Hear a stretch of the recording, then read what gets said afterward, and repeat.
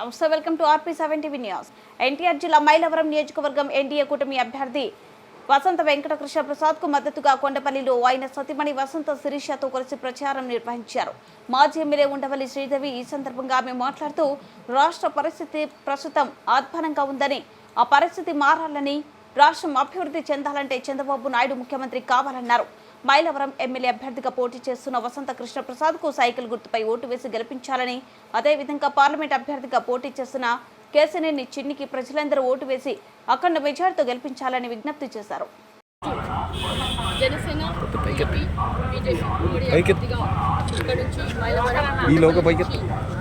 ఈ గ్రామంలో ఈ యొక్క క్యాంపెయిన్ అందరూ కూడా రావడం జరిగింది.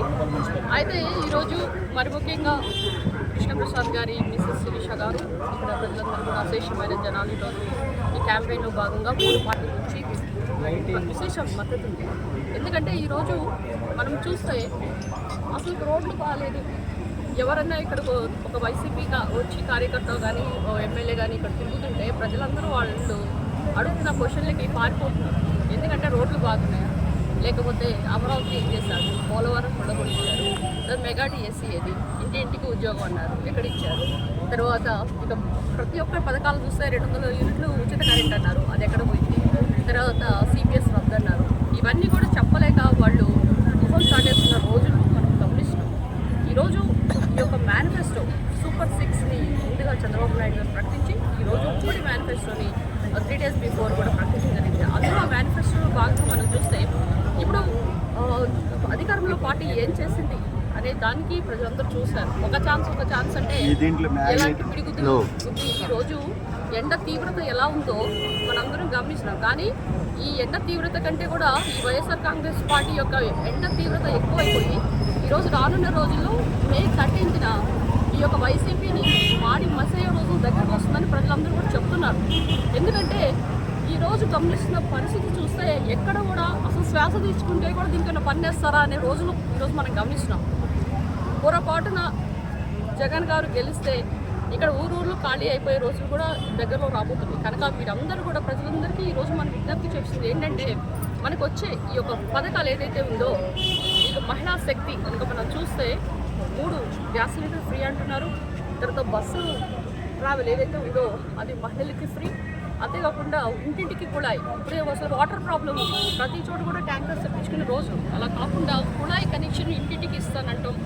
అంతేకాకుండా ఇప్పుడు మొట్టమొదటి సంతకం మెగా డిఎస్సీ మీద పెట్టడం అనేది ఈరోజు మనం హర్షించదగ్గ విషయం. ఎందుకంటే ఎంతసేపు జగన్ గారు జాబ్ క్యాలెండర్ అన్నాడు, కానీ సాక్షి క్యాలెండర్ మాత్రమే జనవరి ప్రతి సంవత్సరం విడుదల చేస్తున్నారు. కానీ అలా కాకుండా చంద్రబాబు నాయుడు మొట్టమొదటి సంతకం మెగా డిఎస్సీ మీద పెట్టడం మనం గమనిస్తున్నాం.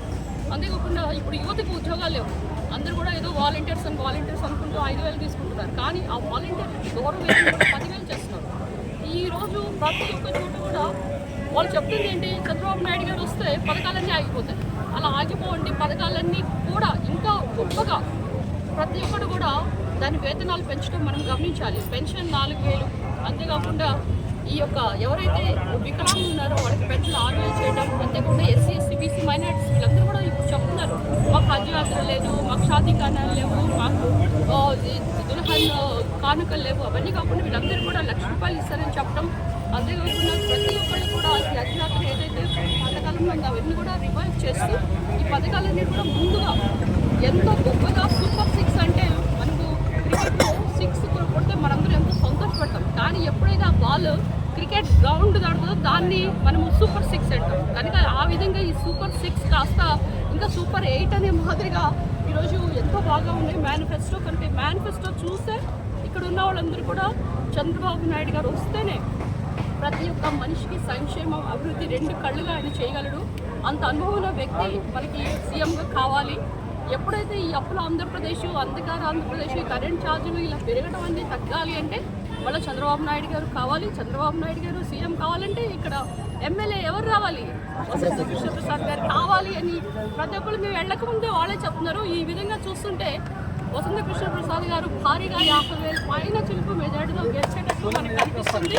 కనుక ఈరోజు నా కొలీగా వసంత కృష్ణప్రసాద్ గారు కూడా ఇక్కడ ఎంత బాగా ఆయనకి ఇంత మంచి పేరు రావడం, అంతేకాకుండా మళ్ళీ ఇక్కడే టికెట్ రావడం అనేది కూడా మనకు గర్వించదగ్గ విషయం. కనుక అందరూ కూడా పెద్ద పెట్టిన రానున్న రోజుల్లో ఇక్కడ వచ్చేది ఉమ్మడి ప్రభుత్వం, అది ఎన్డీఏ ప్రభుత్వం, సీఎంగా చంద్రబాబు నాయుడు గారు మాత్రమే దీనికి పరిష్కారం అనే మాదిరిగా అందరూ ఒక్కసారి పెద్ద పెట్టిన జై తెలుగుదేశం, జై జనసేన, జై బీజేపీ కనుక మీరందరూ రానున్న మే 13న వసంత కృష్ణ ప్రసాద్ గారి గుర్తు సైకిల్ గుర్తు 4వ నెంబర్లో మీరందరూ కూడా ఓటు వేసి చిన్ని గారు పార్లమెంటు నెంబర్ 1లో మీరు కనుక ఓటు వేయాలని కూడా కోరుకుంటూ నాకు ఈ అవకాశం ఇచ్చిన ఇక్కడ శిరీష గారికి ఇక్కడ మైలవరం ప్రజలు కూడా మరొకసారి నన్ను ఇంత ఆదరంగా ఆహ్వానించిన మీ అందరూ కూడా పేరు పేరున నాకు నమస్కారం.